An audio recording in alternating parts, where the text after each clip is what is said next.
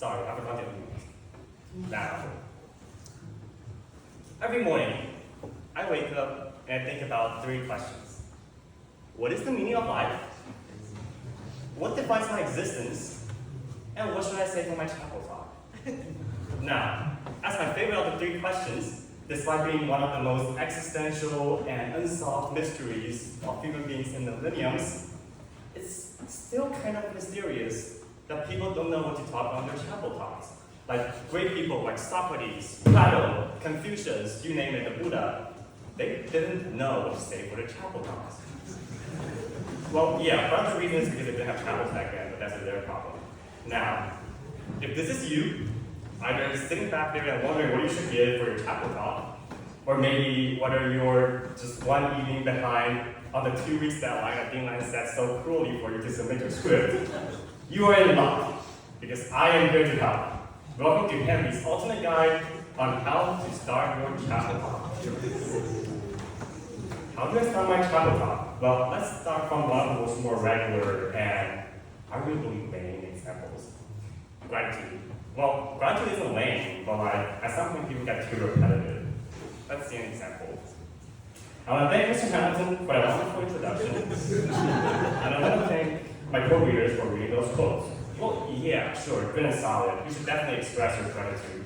But wonderful? Really? Out of 100 chapel talks you hear here, 80% of them are going to use wonderful as the exact word they use to describe the introduction. Guys, we take advanced studies courses. We know more adjectives. Let's stop using wonderful. Thank you, Mr. Hamilton, for that interesting introduction, for that brilliant introduction, for that fabulous, whatever you name it. Oh, here's my favorite.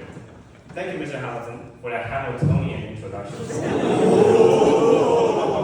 By the way, Hamiltonian in quantum physics refers to the operator that takes account of the total energy in the system. Now, before I put you off to sleep, just know that Hamiltonian is energetic. That's a little case specific though, like please don't thank someone else with that word, because that sounds sound weird. Well, yeah, good and simple. But every time we have one of those gratitude shells in class, I always stumble a bit. What am I grateful for? Here's some of my favorite answers. I want to thank my legs for always supporting me. I want to thank my arms for always being by my side. And I want to thank my fingers because I know I can always count on them. That is a joke, by the way. I'm Asian and I take calculus. I don't count my fingers.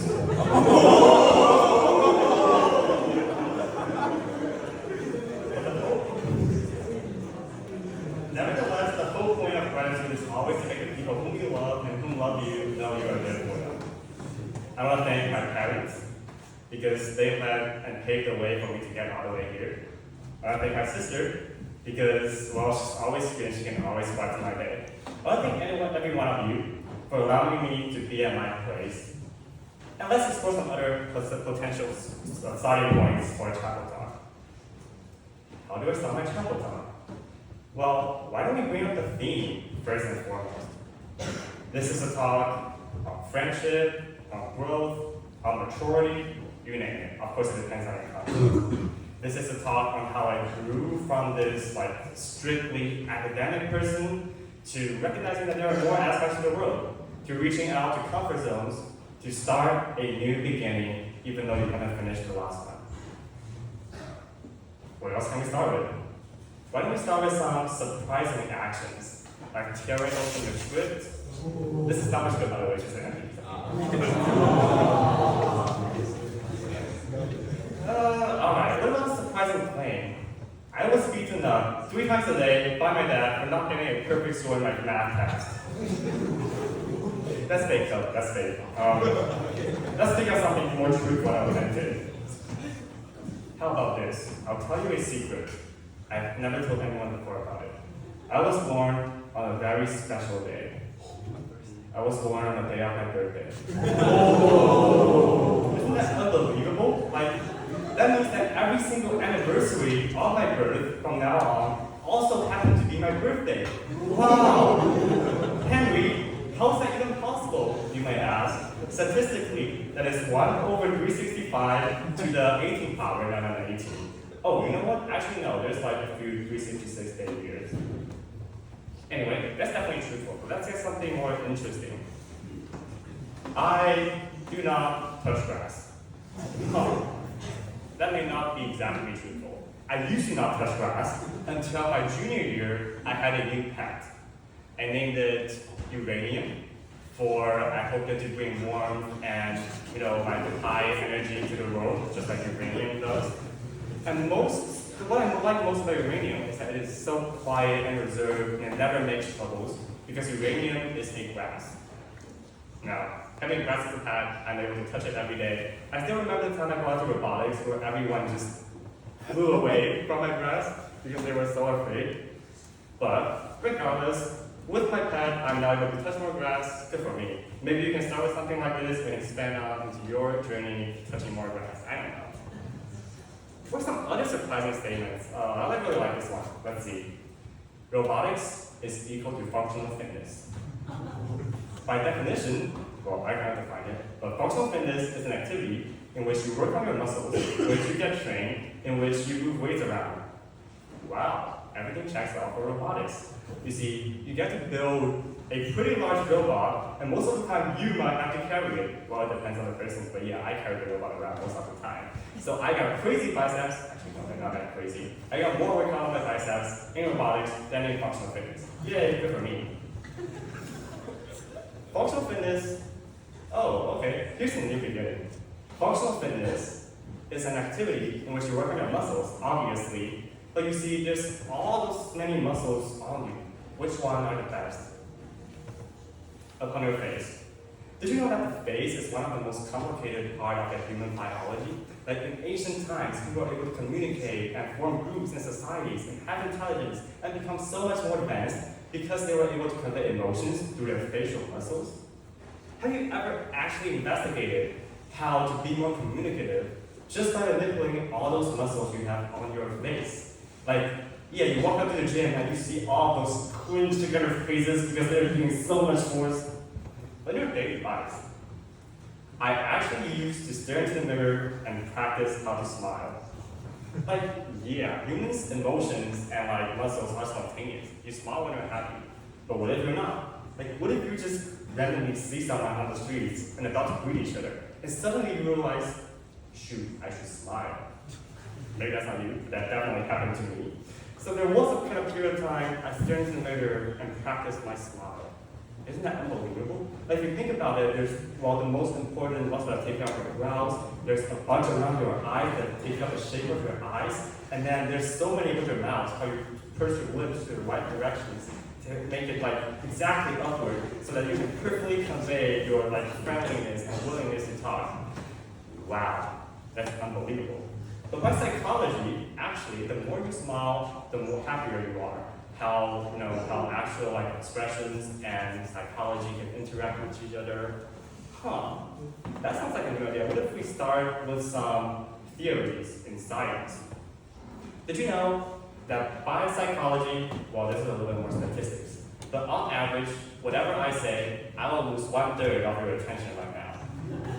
This may be fixed slightly because I'm so brilliant at writing my script, but regardless, I really like that statistics, so let's do a test. A really scientific and experimental one. On the way you walk out, instead of shake hands, I'm going to raise out my hand, and you're going to raise out yours, and we're going to make eye contact. I will look at you, and you will look at me. At that moment, you will know I know, I'll know you know, and I'll know you know I know, that we are not going to shake hands, and we're going to do rock, paper, scissors. I will say that only once, and I will not repeat it. If you missed it, that's on you. Don't tell that person who's frantically looking left and right now. Walk out there, make that small, and I'll keep track of how many people there are. And then we'll see if that's accurate. Yay, good for me. I don't have experiments to see. What else can I begin with? How about some really personal intimate, but meanwhile hugely fascinating statement? My dad has hella aura. He has a lot of risk. Except, hey, it's not really directed at man or woman or human beings in general. He is super popular among dogs. I am not kidding. My dad is the dog person you can find in this world. Any brand, any dog you see on the street, however fierce, however large, it'll take him 3 single steps to become its closest friend. And I'll convey that secret to you right here, right now. Step 1, which is the hardest, you find a dog. Don't think it's easy, it's really hard, it's really easy to get mixed up. You find a dog. Step 2, you make eye contact. You look at it, it'll look at you, and at that moment, you know what the dog is thinking, and it knows what you are thinking. And then, that's the most key step, you make an ancient Chinese magic spell. It's easy, you push your lips out, and then you click your tongue. It's like, husky, chihuahua, Henry.